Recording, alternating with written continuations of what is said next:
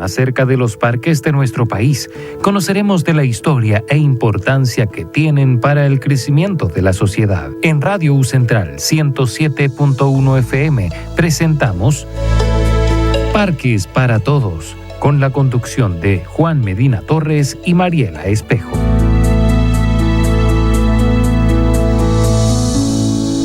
¿Qué tal? Muy buenos días. Hoy un nuevo episodio, ¿cierto? Un nuevo episodio de Parques para Todos. Parques para Todos que desarrolla, ¿cierto? Producido, editado, desarrollado, etcétera, por la Fundación Cerro San Cristóbal y transmitido por Radio de la Universidad Central en el 107.1 del dial. Hoy nuevamente conversaremos de un interesante tema, ¿cierto? Todo lo que dice relación con el Centro de Ciencias del Clima. Tenemos un invitado que inmediatamente lo va a presentar Juan. Yo quería también saludar a Francisco Saavedra y a David Valenzuela, quienes nos acompañan, ellos en los mandos técnicos y nos hacen posible que esta transmisión llegue a todos ustedes. ¿Qué tal, Juan? ¿Cómo estuvo la semana? Bien, bastante atrofiada en términos de poder hacer proyectos que nos inviten a ver y a poner la atención sobre el medio ambiente. Lamentablemente a veces las agendas políticas u otro tipo de actividades dejan de lado lo que es nuestro medio ambiente y la situación. Cada vez nos están indicando los diversos centros de investigación de las universidades cómo está cambiando nuestro medio ambiente. Hoy día, esta mañana nos acompaña el profesor Roberto Rondanelli, director del Centro de Ciencia del Clima de la Universidad de Chile, a quien saludamos y agradecemos su visita. El profesor Rondanelli posee un extenso currículo profesional. Algunos de sus títulos son ingeniero civil químico. Además es un magíster y posee un doctorado en clima otorgado por una de las instituciones académicas más famosas del mundo, de Estados Unidos, el Massachusetts Institute of Technology. Y su doctorado es en el clima. Doctor, estamos realmente muy complacidos de que usted nos acompañe esta mañana para conversar justamente sobre, usted es director del Centro de Ciencia del Clima y la Resiliencia de la Universidad de Chile. ¿A qué se dedica el objetivo de este centro? No, muchas gracias Juan y Mariela por invitarme al programa. Gracias. Primeramente, el centro se dedica a investigar sobre el clima y la resiliencia en Chile y también en nuestro vecindario más próximo, pero como ustedes sabrán, el clima es un problema global. Así es que nosotros también estamos siempre mirando todo lo que pasa en el planeta, pero desde una perspectiva no solamente física, ¿ya? Que sería como lo que la gente quizás conoce más, que es la temperatura, la presión, correcto, la lluvia, medir la lluvia, etcétera, sino que también tenemos muchos investigadores que vienen de las ciencias sociales y que ven asuntos como, por ejemplo, la gobernanza del clima. Es decir, cuando uno tiene que tomar una medida de adaptación, por ejemplo, una comunidad o una región, ¿quién se hace cargo de eso? ¿Cómo se lleva adelante esa adaptación al clima?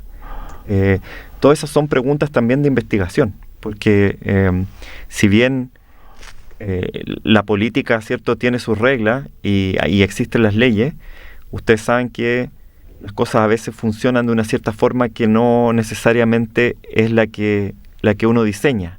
Y entonces nuestros colegas miran eso. También miran cosas como, por ejemplo, la psicología del cambio climático. A veces la gente se siente ansiosa respecto de lo que va a pasar en el planeta y eso se le llama ecoansiedad. Estudiamos esa ecoansiedad, a quién afecta esa ecoansiedad, por qué se produce, pero también los obstáculos que tienen las personas, por ejemplo, para tomar ciertas medidas. A veces uno quiere andar en auto y no quiere dejar el auto en la casa, y uno sabe que está contaminando y uno sabe que es combustible fósil, ¿cierto?, que aumenta el efecto invernadero, pero aún así uno decide tener ciertos comportamientos y hacer ciertas cosas, y esos comportamientos sumados finalmente son las emisiones de CO2 que producen el calentamiento global. Entonces, no es solamente un problema físico, sino que es un problema también social. Muchas relaciones. El centro aspira a consolidarse, este centro de la Universidad de Chile, aspira a consolidarse como un referente científico desde Chile para América, impulsando la colaboración regional y contribuyendo al avance de conocimiento y la construcción de sociedades más resilientes frente al cambio climático. ¿Qué se entiende por ciudades resilientes? Una ciudad resiliente es una ciudad que... la palabra resiliencia tiene varias acepciones, ¿ya? Y en ingeniería significa algunas cosas, en clima significa otras, ¿ya? Como nosotros entendemos la resiliencia es esta capacidad para adaptarse las ciudades y para contener los efectos o los impactos más graves del cambio climático. Y eso obviamente tiene un contexto territorial. No son los mismos efectos que vamos a ver en Arica, o los que vamos a ver en Punta Arenas, o los que vamos a ver en Santiago, y por lo tanto se requiere investigación que esté territorializada, que sea investigación local para cada ciudad, ¿cierto? O incluso para cada comuna. Existen, por ejemplo, los planes de adaptación de cambio climático de las comunas, y por lo tanto uno tiene que mirar a esa escala lo que sucede en una ciudad, ¿ya? Incluso no es lo mismo adaptarse en La Pintana que adaptarse en Pudahuel, que adaptarse en Vitacura. Tienen distintos sabores las adaptaciones, ¿ya? Hay comunas, por supuesto, que son más fáciles de adaptarse y otras que son más difíciles. ¿En qué sentido, profesor? Bueno, a propósito de que estamos en el programa de los parques, ¿cierto? Y que para ustedes está una preocupación, la cantidad de vegetación que tiene una comuna es importante para la adaptación, por ejemplo, a las olas de calor. Todos lo sabemos, pero básicamente los árboles no se calientan a la misma tasa que el pavimento pelado o que el sitio eriazo, ¿sí?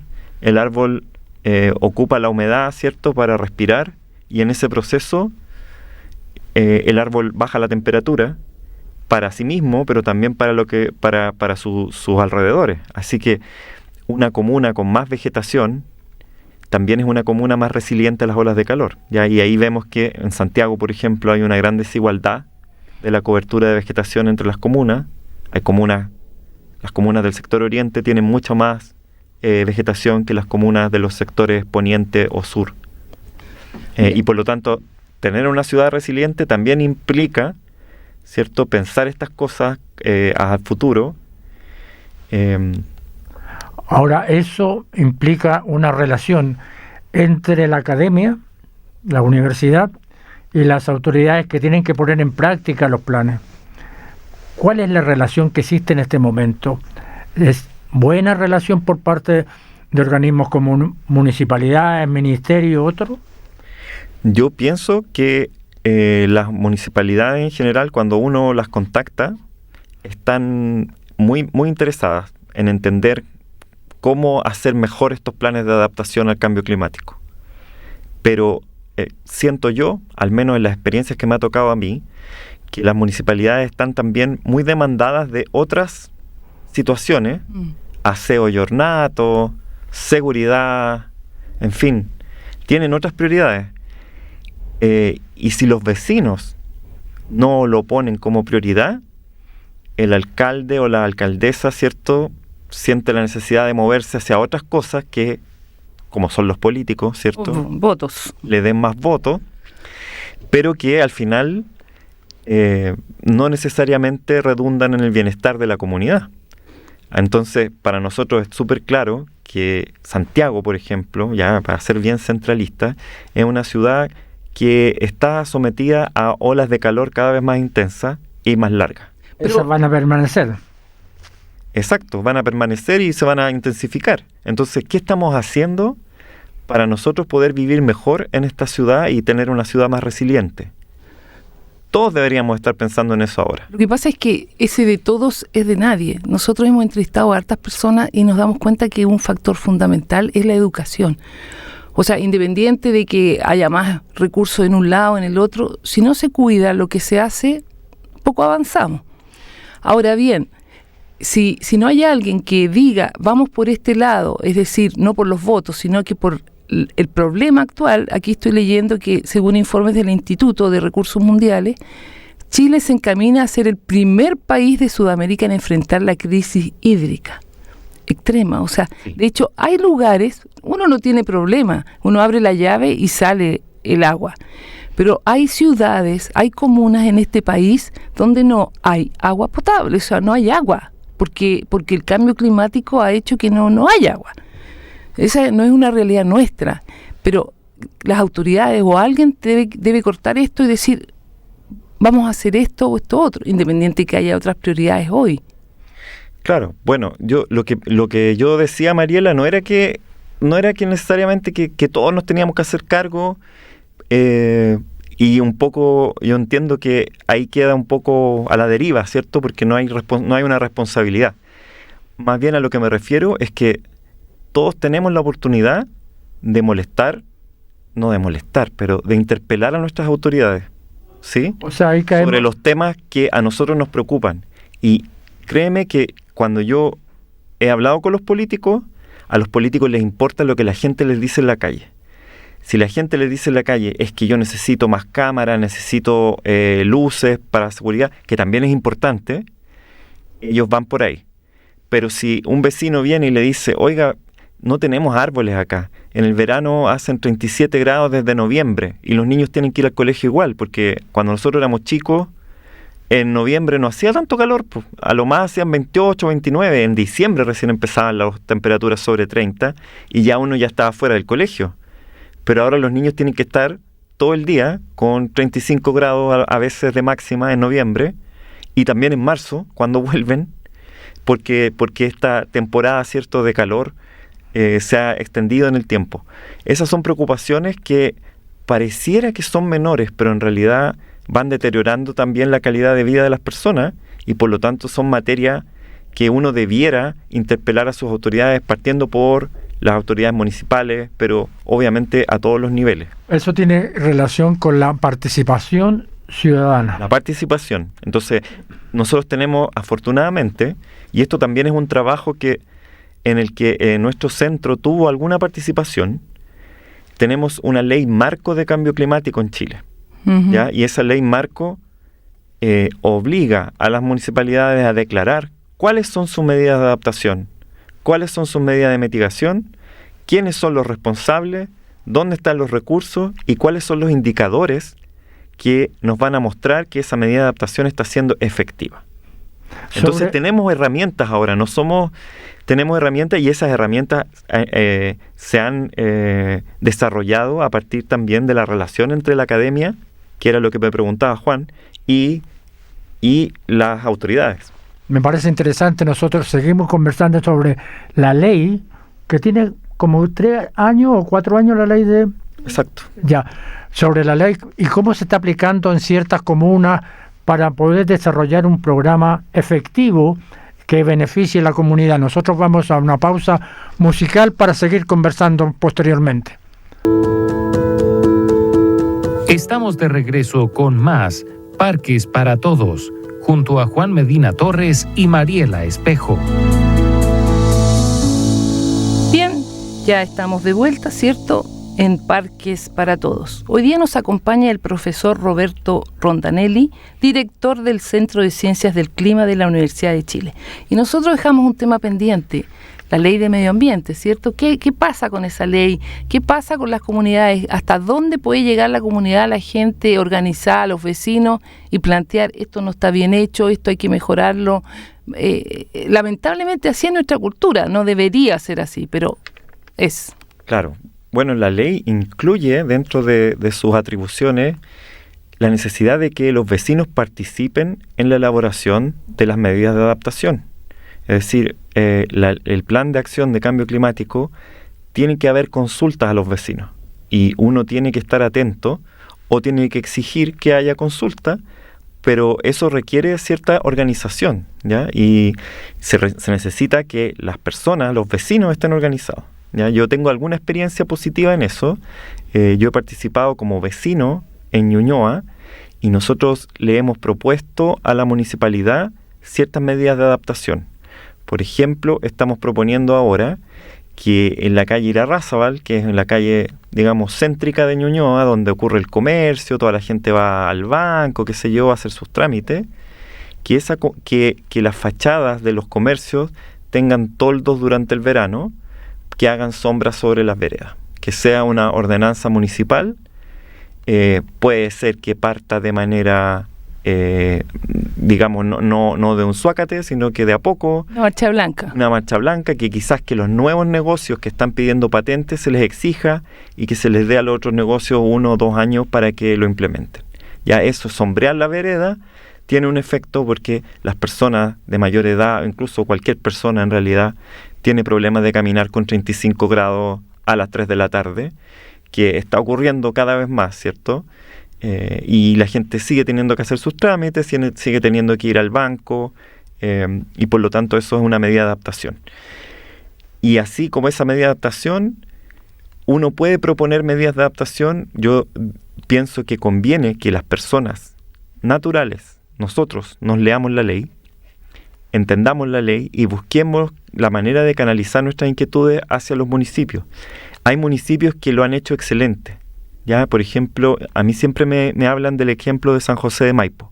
San José de Maipo tiene un plan muy bueno de adaptación al cambio climático, con medidas, con encargados, con financiamiento, con indicadores sobre todo. ¿Ya? Es fácil imaginarse una medida y plantearle un indicador, pero después hay que seguir el indicador. Entonces, claro, ¿qué se va a hacer? Eso, entonces, por ejemplo, una medida de mitigación, porque hay que reconocer que el plan de adaptación contiene 2 tipos de medidas. Una son adaptación y la otra mitigación. Uh-huh. Y es bueno que la gente sepa cuál es la diferencia. Las medidas de mitigación van hacia la reducción de las emisiones de gases de efecto invernadero, que eso es una contribución que hace el país a todo el planeta, básicamente, porque las moléculas se mezclan en todo el planeta y da lo mismo que él las emite. Si las emito yo o las emite alguien en Pakistán, tiene el mismo efecto. Y las medidas de adaptación son locales. Son aquellas cosas que me van a permitir a mí tener un mejor pasar, dado que yo conozco las amenazas que tengo en mi comuna. ¿Cuáles son esas amenazas? Esas amenazas fueron levantadas en el plan, y el plan se supone que las personas que elaboraron el plan tienen que leer la literatura, conversar con los académicos, discutir y ver cuáles son las amenazas que tengo yo aquí en Panguipulli. Pero hoy en día, dado como está el planeta, dado que no hemos sido capaces de disminuir el carbono, digamos, etcétera, se están llevando a cabo más medidas de adaptación. Se están llevando a cabo medidas de adaptación, pero también son necesarias las medidas de mitigación. ¿Ya? Y tienen las medidas de mitigación.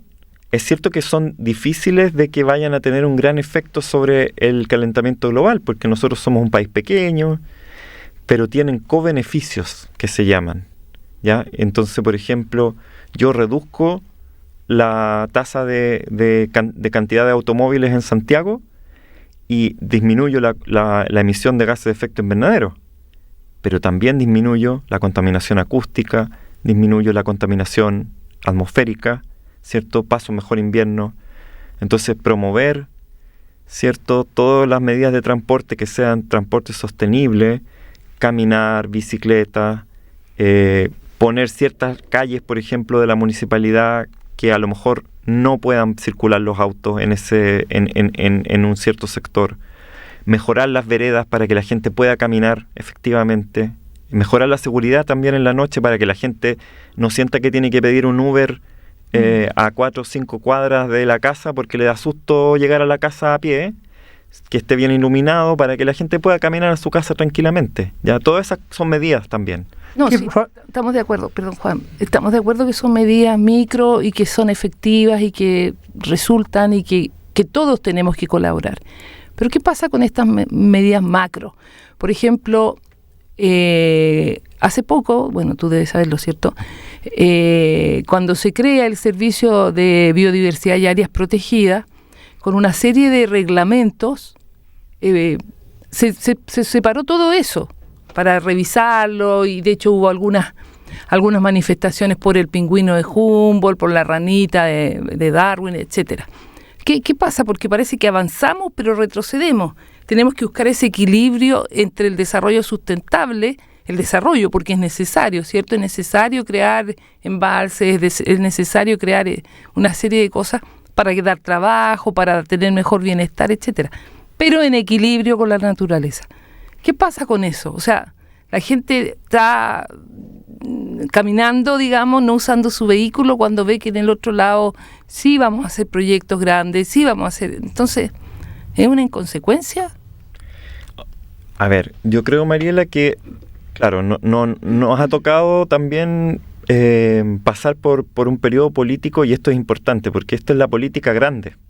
¿Ya? Lo que nosotros podemos hacer, como dices tú, es limitado, pero es importante. Ya, eso sí. O sea, la iniciativa individual es importante no solamente por lo que yo logre hacer, sino que también por el ejemplo que le doy a los niños, a mis hijos, a mis vecinos. Estoy creando una cultura. Exacto. Así que uno nunca se tiene que descorazonar de lo que uno hace y sentir que poco es lo que puedo hacer, porque en realidad uno hace... lo único que uno puede hacer es lo que uno hace nomás, ¿no?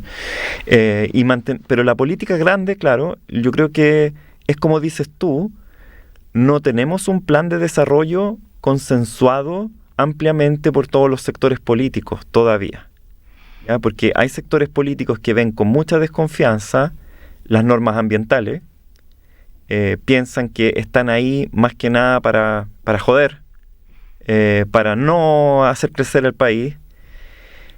Y por otro lado, claro, hay desconfianza respecto de las inversiones, porque se cree también que a las personas les interesa solamente el dinero, y que van a arrasar con todo si pueden, y son posiciones extremas, pero hay una posición intermedia, sí la hay, y nosotros, en la literatura al menos, a eso se le llama un desarrollo resiliente al clima, es decir, un desarrollo que permita adaptarnos, que permita cuidar lo que tenemos, pero también hay un aspecto de ese desarrollo resiliente al clima que no hay que olvidar y que tiene que ser con justicia.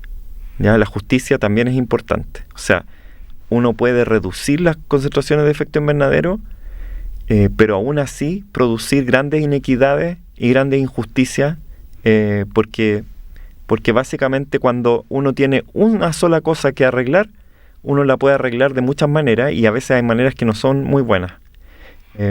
Entonces, esto requiere de un cierto pensamiento complejo, de manejar varias ideas al mismo tiempo y también varias metas y varios objetivos al mismo tiempo. Ya no puede ser que el único objetivo sea crear empleo, ¿cierto? Tiene que haber... Ahí tocamos un tema bastante de actualidad. O sea, ¿cómo creamos empleo? O sea, hemos creado empleo de maneras muy, muy diversas durante la historia de la humanidad, y algunas son empleos que producen bienestar, y otros son maneras de crear empleo que no producen bienestar, ya que han producido graves problemas sociales. Entonces, yo creo que lo que se requiere, obviamente, es que nuestros políticos se pongan a la altura, ¿cierto? Y que nuestros políticos discutan cuál es el modelo de desarrollo que debiera tener un país como Chile, y ojalá consensuar este desarrollo resiliente al clima, ¿sí? Claramente nosotros tenemos una serie de industrias que están muy expuestas al clima: la minería, el sector forestal, la pesca. Quizás no sería tan buena idea, o no es tan buena idea, que nuestra economía dependa tanto de industrias expuestas al clima, en circunstancias que nosotros somos un país muy vulnerable al cambio climático. Claro. Entonces, aquí se requiere creatividad, ¿cierto?, para buscar nuevas industrias, una economía que sea menos dependiente del medio ambiente, ¿ya? Y eso es un desafío grande, porque también requiere, nosotros sabemos, requiere conocimiento. Acá estamos en una radio universitaria, requiere que los jóvenes, ¿cierto?, se instruyan en tareas complejas, y que entonces la economía deje de ser esta economía de extracción, ¿cierto?, de poco valor agregado, y pasemos a tener una economía menos dependiente de esos recursos naturales y que podamos resguardar esos recursos para futuras generaciones. Eso vamos a seguir conversando porque es sumamente interesante, dado que pone el foco en lo que hoy día se discute en nuestro país. Y entonces nos lleva a una mirada de que a veces la ciencia, como se dijo en una oportunidad por parte del presidente de la República, a veces es muy bonito tener un libro que ha costado 500 millones, pero que no ha dado empleo, lo cual fue rebatido por parte de muchos científicos que dijeron que la ciencia, y Chile necesitaba de la ciencia. Entonces, para cambiar todo este esquema que estamos analizando, después de esta pausa musical vamos a seguir conversando con el profesor Roberto Rondanelli. Estamos de regreso con más Parques para Todos, junto a Juan Medina Torres y Mariela Espejo. Bueno, seguimos conversando con el profesor Rondanelli.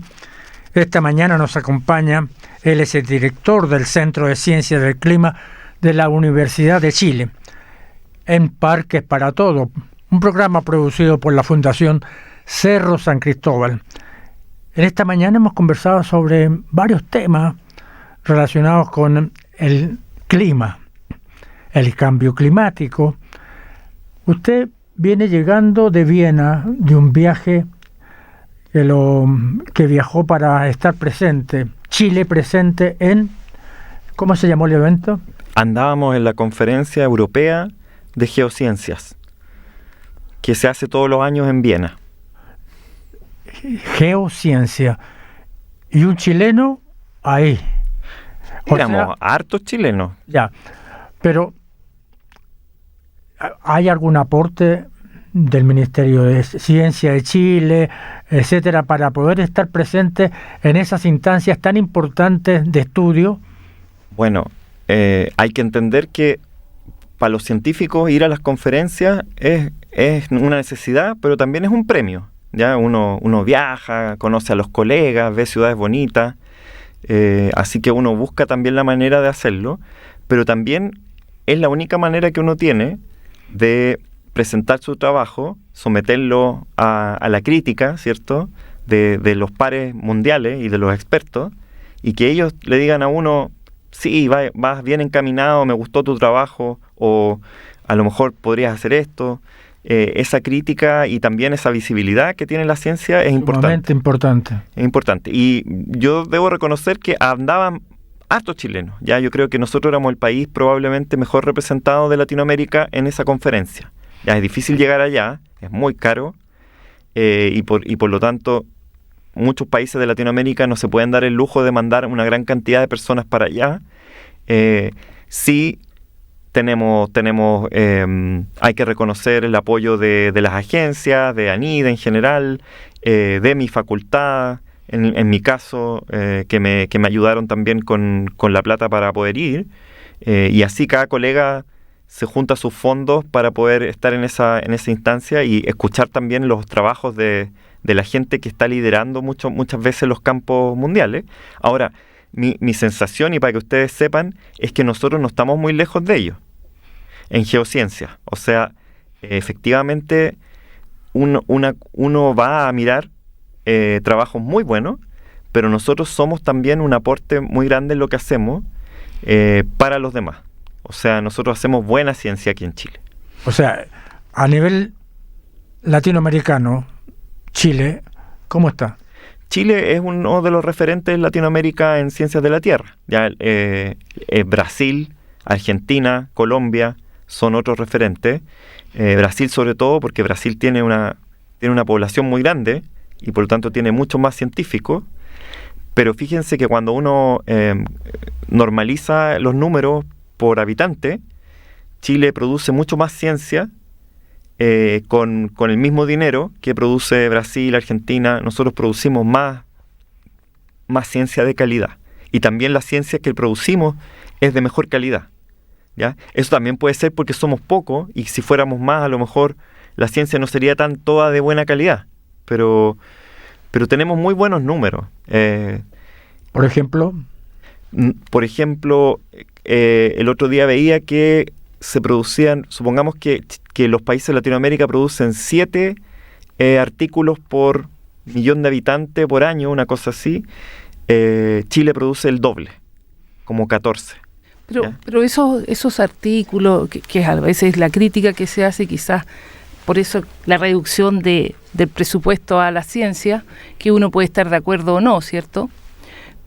Pero ¿de qué forma llegan al habitante, al territorio? Porque pueden haber muchos papers, pero ¿cuál es el paso? Es decir, por ejemplo, tú creas algo, tú piensas algo, tú te das cuenta de algo, tienes el resultado de un examen, de X cosa, eso, ¿cómo llega a plasmarse en el territorio para que sea una solución o una ayuda, etcétera? Esa es una gran pregunta, Mariela, y no es tan fácil de responder, ¿ya? Pero voy a ser autorreferente y la voy a responder con un caso que yo conozco bien, que es un caso mío, digamos. Cuando yo hice mi doctorado, mi profesor me llevó por un lado y terminamos estudiando el clima del Arcano. El Arcano es el periodo geológico que ocurrió hace 4.000 millones de años en la Tierra, en donde no existíamos nosotros ni ningún mamífero y posiblemente ninguna forma de vida. Y ahí en ese trabajo tuve que ocupar una herramienta que sirve para calcular cuánta radiación entra a la Tierra y cuánta va llegando al suelo. ¿Ya?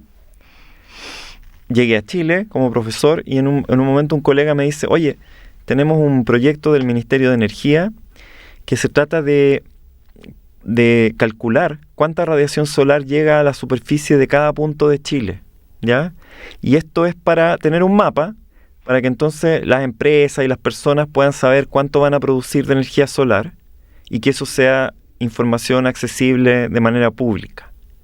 Y tengo esta estudiante que yo le puedo pagar y tú la puedes guiar.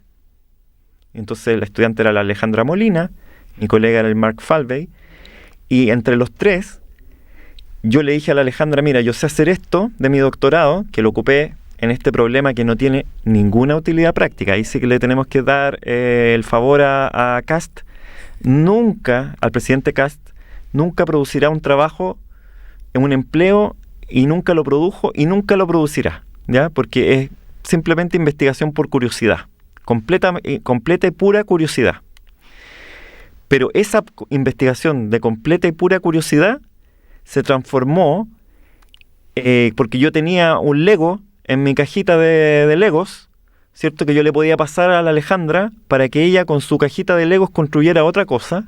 Y esta otra cosa que ella construyó fue el mapa de radiación solar de todo Chile y que todavía está vigente y que es el que ocupan todas las empresas y todas las personas para calcular cuánta radiación van a recibir de sus paneles fotovoltaicos. O sea, hay una interrelación sumamente importante entre un proyecto, una investigación científica y otras.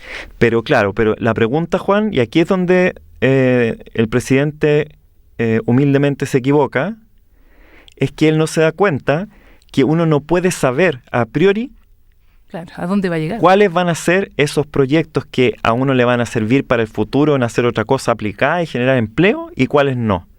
Entonces, como uno no puede saber a priori, lo que uno hace es que uno financia la ciencia básica nomás. Y la ciencia básica, algunos proyectos van a empezar a destellar y otros van a quedarse ahí, pero van a servirme a mí para enseñarle a mis alumnos, para enseñarle técnica, para hacer clases, para leer, para la belleza de pensar, para la estética de la ciencia. Que es muy importante. Y que también es importante. Claro, evidentemente. Yo creo que, ¿cuál fue su trabajo que presentó en Viena? Chuta, presenté un trabajo que tampoco le va a gustar al presidente. Es un trabajo que se llama Meulén, tornados y trombas en la cosmovisión mapuche. ¿Ya? Y es un trabajo que es un trabajo interdisciplinario entre meteorología, ciencias atmosféricas y antropología, y se trata de rescatar cómo es que el pueblo mapuche entendía a los tornados. ¿Ya? Siempre los entendió, de hecho, como un ser que se llama el Meulén, y el Meulén tiene una serie de características entonces puede aparecer de repente. Hay meulén buenos y meulén malos. Si un meulén a uno lo toca, la machi tiene que hacer un meulentún, que es una actividad, ¿cierto?, para deshacer ese mal que le hace a uno el meulén. Y en fin, hay toda una cosmovisión. Entonces, cuando uno dice, pucha, en Chile no hay tornado, esa es la visión de la ciencia occidental. La gente, como nosotros, cree que no pasa nada en este territorio, pero la memoria ancestral los tiene completamente incorporados y aparecen cuando aparecen en la mitología, y el pueblo mapuche los conoce. Y había una conducta frente al... Exacto, entonces hay una ética, claro. ¿cierto? Hay una manera de actuar.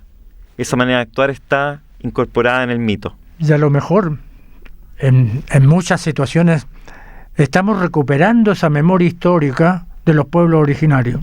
Tenemos que hacerlo porque nosotros somos también pueblo originario. O sea, nosotros no somos europeos, ni tampoco somos mapuche, ni aymara. Somos mestizos, pero tenemos estas dos hebras, ¿cierto?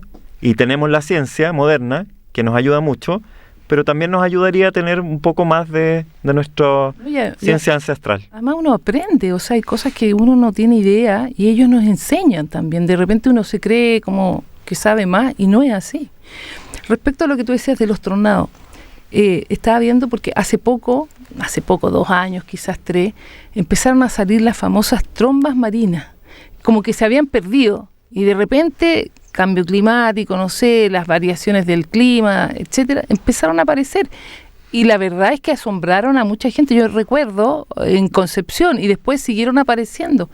Entonces, creo que hay fenómenos que se han perdido un poco y después reaparecen, y hay que entender, y la gente no tiene la cultura, o sea, mucha gente como que, qué raro, ¿qué fue esto? Claro, es que ahí es donde nosotros no sabemos por qué se pierde la memoria, porque también hemos tenido muchos tornados históricos muy famosos. Ya hubo uno en 1934 en Concepción que destruyó la ciudad.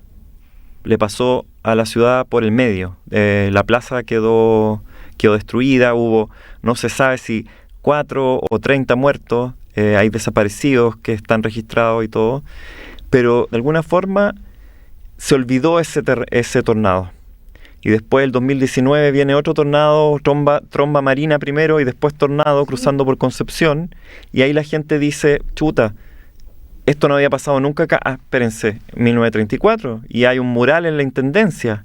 Sí, en el edificio de la Intendencia de Concepción hay un mural en donde hay una mujer que está siendo absorbida por un tornado, que es un mural de no me acuerdo el artista, pero es el mismo artista que pintó un mural en el Parque Juan 23 en Ñuñoa. Al final del Parque Juan 23 hay un anfiteatro, y ahí también hay un mural de ese mismo artista. Entonces,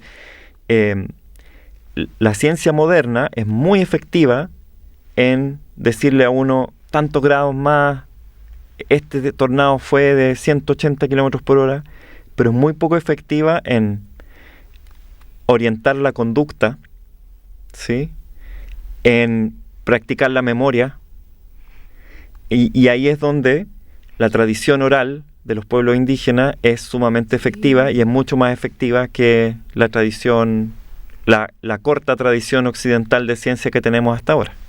Efectivamente. Bueno, sobre este interesante tema vamos a seguir conversando después de esta pausa musical. Estamos de regreso con más Parques para Todos, junto a Juan Medina Torres y Mariela Espejo. Bueno, entramos en la fase final del programa. Lamentablemente nuestro invitado ha estado realmente extraordinario en enfocar las inquietudes que le hemos planteado en este programa de Parques para Todos, producido por la Fundación Cerro San Cristóbal y transmitido por la radio de la Universidad Central en el 107.1 todos los días jueves de 9 a 10. Estamos conversando sobre la importancia de nuestro medio ambiente y los problemas que se han producido a partir del cambio climático. Profesor, la investigadora del Centro de Ciencia del Clima y la Resiliencia y coordinadora del informe Camila Álvarez, en un informe sobre el agua, sostiene que el consumo de agua en los años de mega sequía ha sido a costa de la explotación de fuentes subterráneas, lo que está causando un descenso sostenido de estas reservas y nos encamina hacia un agotamiento total de recursos hídricos o día cero absoluto. Esto es grave para Santiago.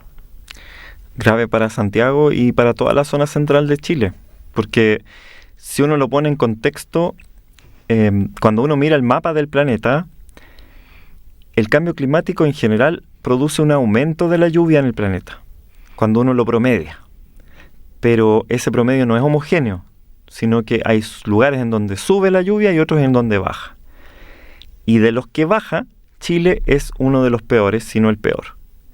O sea, nosotros, y justo Chile central, ¿ya? Nosotros tenemos una sensibilidad que es más o menos de una disminución del 10% de la lluvia por cada grado Celsius de aumento de la temperatura global. Entonces, como estamos más o menos en 1,5, en este momento, digamos que en régimen tenemos 15% menos de agua de aquí en adelante. Y si sigue aumentando la temperatura, vamos a tener menos que eso. Si llegamos a los 2 grados, vamos a tener 20 y así, ¿ya? No es que todos los años vayamos a tener 20 menos, sino que hay unos años más secos y otros más lluviosos. Nosotros ya experimentamos la mega sequía, que fueron del año 2010 al año 2022, 13 años en donde no tuvimos ningún año normal o sobre lo normal en la zona central. Y entonces, bueno, la gente está echando mano, tanto los agricultores como las empresas sanitarias están echando mano al agua subterránea. Y el agua subterránea es una especie como de línea de crédito, ¿sí? Que uno la debiera ocupar con cuidado. Cuando uno va pasando por un año malo, por unas vacas flacas, la ocupa y después la deja de ocupar o la trata de rellenar cuando los años son buenos. Pero no nos queda claro a nosotros que todas esas medidas estén tomadas de esa forma. Ya se está tomando nomás como un recurso que está ahí a disposición. Y lo que sucede es que tanto las cuencas subterráneas como las cuencas, digamos, la parte de la cuenca subterránea y la parte de la cuenca que no es subterránea, ambas están siendo, en general, en la zona central de Chile, sobreexplotadas. ¿Qué quiere decir eso? Que estamos ocupando más agua de la que es necesario ocupar o de la que se necesita para resguardar una cosa que es muy importante, que es el caudal ecológico de los ríos. ¿Ya? Entonces, los ríos debieran llevar del orden de un 60% de su caudal, a lo menos, para resguardar, ¿cierto?, todo lo que el río en su camino, ¿cierto?, va dejando como ecosistema. La vegetación, la fauna, las napas subterráneas, ¿ya? Y tenemos muchos ríos que no llevan ni el 30 ni el 20% de su caudal, porque eso es consumido por nosotros, por las ciudades, por la agricultura sobre todo. Entonces, ahí en ese informe que lideró Camila Álvarez, que es una investigadora del CR2, hay detalladas algunas recomendaciones para los tomadores de decisión, ¿ya? Y eso hacia allá es donde tenemos que avanzar. Profesor, el tiempo es nuestro verdugo. Es un tema sumamente interesante y que nos gustaría seguir conversando sobre el tema. ¿Me parece? Sí. Nosotros damos por terminado nuestro programa de hoy día, agradeciendo a Francisco Saavedra, que estuvo en los controles, a David Valenzuela, y los invitamos a encontrarnos el próximo jueves a las 9 de la mañana con otro interesante invitado para hablar sobre parques para todos y el medio ambiente. Gracias. Gracias, profesor. Muchas gracias a ustedes por invitarme. En Radio U Central hemos presentado Parques para Todos, un espacio para profundizar acerca de los parques de nuestro país, un viaje por la historia e importancia que tienen para el crecimiento de la sociedad, junto a la conducción de Juan Medina Torres y Mariela Espejo. Hasta el próximo capítulo.